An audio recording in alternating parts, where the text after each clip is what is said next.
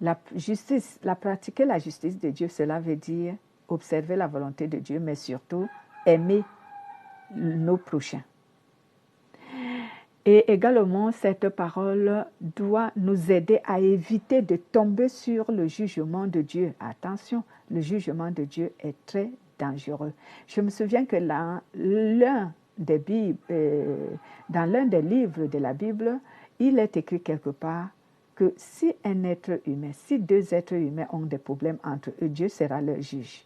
Mais si un être humain a des problèmes avec Dieu, qui sera son juge? Qui sera leur juge entre lui et Dieu? Personne. Attention donc de tomber sur le jugement de Dieu. C'est pourquoi il dit dans la Bible, « Voici que j'ai placé en Sion une pierre angulaire. Celui qui s'accroche à cette pierre, elle lui sauvera.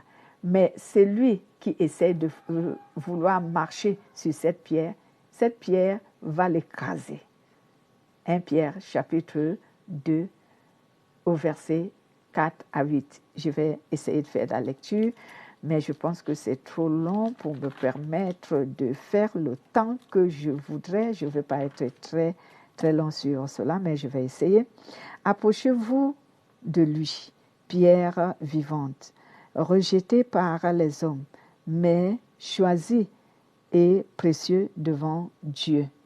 Et vous-même, comme des pierres vivantes, édifiez-vous pour former une maison spirituelle, un saint sacerdoce, en vue d'offrir des victimes spirituelles agréables à Dieu par Jésus-Christ.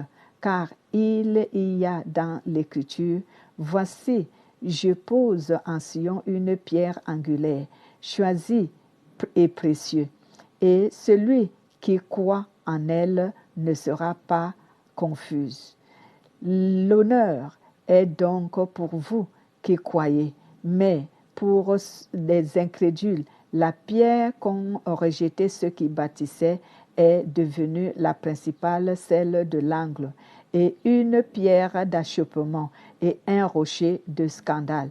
Il s'y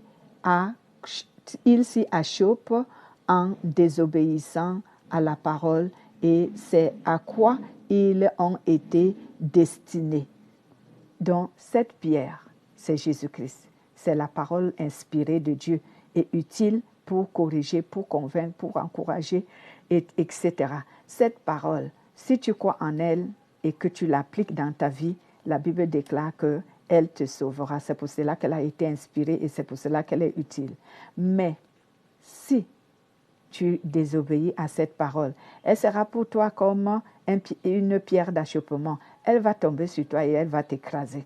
Cela voudrait dire que, bien-aimé, tu vas devoir rendre des comptes au dernier jour à celui qui s'appelle la pierre, le rocher. C'est Jésus-Christ.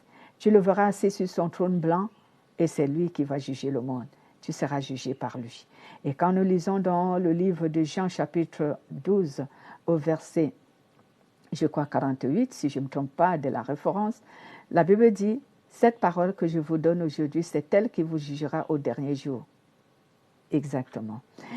Donc, voici donc, bien-aimés, c'est donc pour cela que la parole de Dieu est inspirée et utile pour juger, pour convaincre, pour réprimander, pour corriger la conduite des hommes et pour les encourager à observer la volonté de Dieu, et cela afin que ceux qui croient deviennent les enfants de Dieu irréprochables et purs dans le monde et devant Dieu.